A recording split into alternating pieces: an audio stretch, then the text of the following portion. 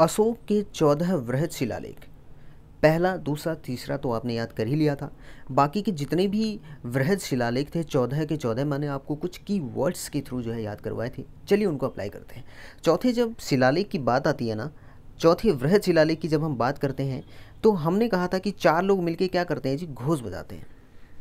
तो 4 लोग मिलके घोष बजाते हैं। तो यहाँ पे अशोक ने ये जानकारी एक इस प्रकार के लेख के माध्यम से दी कि आप जो है रणघोष के स्थान पे धम्म घोष बोलो, रणघोष मत बोलो, धम्म घोष बोलो, है ना, इस प्रकार से। तो ये चतुर्थ अभिलेख में हमें जानने को मिलता है। पंचम जो वृहद शिलालेख है उसमें हमें ये पता चलता है, 5 से मैंने क्या कहा था, पंचम पंच महामात्र ऐसे याद किया था, है ना, कीवर्ड्स। तो महामात्र को ध्यान में रखना है। तो धम्म महामात्रों की यहाँ पे नियुक्ति हमें जो है पंचम शिलालेख में देखने को मिलती है। क्वेश्चन सीधे सीधा आ जाता है कि हाँ जी, अशोक ने जो धम्म महामात्रों की नियुक्ति की थी इसकी जानकारी हमें कौन से वृहद शिलालेख में देखने को मिलती है। तो हमारा आंसर होगा जी 5वां, पंच महामात्र, ऐसे रिलेट कर रहे हैं। छठे की मैंने बात की थी कि 6 को आप बोलें फिक्स, कोई टाइम फिक्स नहीं है, बिल्कुल। उसने अपने प्रतिवेदकों को आदेश दिया कि किसी भी समय मुझे सूचना दें, चाहे मैं सो रहा हूँ, जग रहा हूँ, कुछ कर रहा हूँ, खा रहा हूँ, पी रहा हूँ, कोई एनी टाइम आप जो है मुझे, मेरी जनता से संबंधित, अगर मेरी प्रजा से संबंधित कोई बात है तो आप मुझे जानकारी दें। तो आप समझ सकते हैं कि कितना कैसा राजा रहा होगा वो, है ना, अशोक। All good. 7वें से मैंने आपको कहा था कि आप 7 से याद रखो संदेश, 7 से स से 7, स से संदेश, है ना, 7वें से संदेश। तो धर्म संदेशों की बात हमें देखने को मिलती है। 7वां अपने आप में इंपॉर्टेंट इसलिए भी है क्योंकि सबसे लंबा लेख है। 14 शिलालेखों के शिलालेखों में जो 14 वृहद लेख है ना, ये इनमें सबसे लंबा जो लेख है वो जो है 7वां है। क्या कहा मैंने कहा कि 14 जो है वृहद शिलालेख मिले, इन 14 में से सबसे लंबा जो है वो 7वां है। बस इतनी सी बात है, क्योंकि ऑब्वियस सी बात है, इसमें संदेश है ना, धर्म संदेश है, तो लंबे चले होंगे। All good. और बाब्रू जो एक अभिलेख है उसका संबंध भी 7वीं जो शिलालेख है उसी से ही है। 8 से मैंने कहा था आखेट, तो इसने कहा जी आखेट के स्थान पे, ये आखेट क्या है, किसी की जान लोगे, किसी की हत्या करोगे, अच्छी बात नहीं है। तो आखेट की जगह आप धम्म यात्रा कीजिए ना, अच्छे काम कीजिए, धम्म यात्रा कीजिए। 9वें से आपको याद रखना है मंगलाचरण, इस प्रकार से हमने याद किया था। मंगलाचरण बेसिकली यहाँ पे फिजूल खर्ची है, फिजूल खर्ची नहीं करनी चाहिए, उसके अकॉर्डिंग धम्म मंगलाचरण करना चाहिए, जिसमें आपका आ जाता है धम्म समारोह, सेवा, दान, भेंट, ठीक है, लोगों की सेवा करना, ये सब चीज़ें जो है धम्म समारोह में आ जाती हैं। तो ऐसा करो, मंगलाचरण मत करो, धम्म मंगलाचरण करो। ये 9वें अभिलेख में हमें जानने को मिलती है। 10 से नीति यानी कि धम्म नीति की बात है। 11वें से मैंने आपको बताया था 1-1, 11 को कैसे लिखते हैं, 1-1, तो 1-1 हाथ से क्या करो, दान करो। तो धम्म दान की बात 11वें अभिलेख से पता चलती है। 12वें से हमें ये पता चलती है कि बहारा, 12वां बहारा किसको बुला रहे हैं, स्त्री को, तो स्त्री महामात्रों की भी नियुक्ति कर दी। वैसे पंचम जो अभिलेख हमें मिलता है उसमें ये पता चला कि महामात्रों की नियुक्ति की है कि नहीं, धम्म के प्रचार के लिए नियुक्ति की थी, जो है महामात्रों की धम्म के प्रचार के लिए नियुक्ति की थी।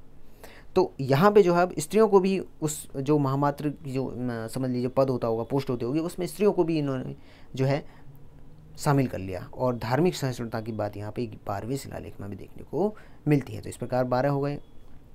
अच्छा, नेक्स्ट हम बात कर लेते हैं, देखिए 13वां की जो ट्रिक थी वो क्या थी कि तेरी आत्मा का लिंग, कालिंग बोले तो कलिंग, यस, कलिंग युद्ध की जो बात हमें देखने को मिलती है वो हमें 13वें शिलालेख में ही मिलती है। साथ ही साथ हमने कहा था कि तेरी आत्मा, ए है ना, AATMA ऐसे याद रखें, आत्मा, ए से एंटीयोकस, ए से एंटीगोनस, टी से हो जाएगा टॉलमी, एम से मैगस, ए से अलेक्जेंडर। इस तरीके से 5 यवन राजाओं के नाम भी हमें जो है 13वें अभिलेखों में देखने को मिलती है। और ये क्या, विदेशी राज्यों की बात डेफिनेटली कहाँ हो रही है, 13वें अभिलेख में हो रही है। साथ ही साथ दक्षिण राज्यों की भी बात होती है, कुछ और क्षेत्रों की भी बात होती है, यवन, कंबोज, गंधार, रिष्टिक और पैतनिक, ऐसे कुछ क्षेत्रों की बात भी हमें 13वें शिलालेख में ही जानने समझने को मिल रही है जी। 14वें अभिलेख की बात करें तो जनता को धार्मिक जीवन बिताने के लिए प्रेरित किया गया है, और साथ ही साथ इसमें शिलालेखों के उत्कीर्णन के बारे में जानकारी हमें 14वें अभिलेख में देखने को मिलती है। इस प्रकार 14 के 14 वृहद शिलालेखों से संबंधित महत्वपूर्ण जानकारियाँ आपके पास हैं, ट्रिक की सारी ट्रिक के थ्रू। आई होप आपको पसंद आया होगा, आपको जानकारी अच्छी लगी होगी। नेक्स्ट कुछ और देखिए, हमने ये सारी बातें कर ली हैं। आप चाहें तो इसके नोट्स भी आपको जो है प्रोवाइड करवा दिए जाएंगे, टेलीग्राम में आप विजिट कर सकते हैं उसके लिए। देखिए शिलालेखों की 8 जगह है, 14 बात हो गई है। गुहालेखों की 4 बराबर की गुहा जो पहाड़ियाँ थी वहाँ पे जो गुफाएं थी आजीविका की खातिर सुदामा ने कर्ण से पाल ली, है ना, ये भी हो गया मेंशन। अब बचता है ये स्तंभ लेख। अब ये जो स्तंभ हैं ये 7 हैं, महत्वपूर्ण जो लेख हैं वो 7 हैं, वो 6 जगहों से मिले। अब वो 6 जगह कौन कौन सी है, उसके लिए भी एक ट्रिक है। वो ट्रिक क्या है, यहाँ पे आप थोड़ा सा एडजस्ट करेंगे, देखने का प्रयास करेंगे। ये है मेरी टोपी दिल्ली से लारिया राम, ये ट्रिक है। स्तंभ लेख जहाँ से मिले हमें 6 जगह, उनको याद करने की ट्रिक है, ठीक है। 6 स्तंभ लेखों को याद करने की ट्रिक है बेसिकली। तो वो क्या है, मेरी टोपी दिल्ली से लारिया राम। कहाँ की है वो टोपी, प्रयाग की। प्रयाग से में कोई टोपी होती होगी, तो मेरी टोपी दिल्ली से लारिया राम। तो मेरी टोपी, मेरी से मेरठ, टोपी से टोपरा, ओके जी। दिल्ली से, तो ये कहाँ है, दिल्ली में है।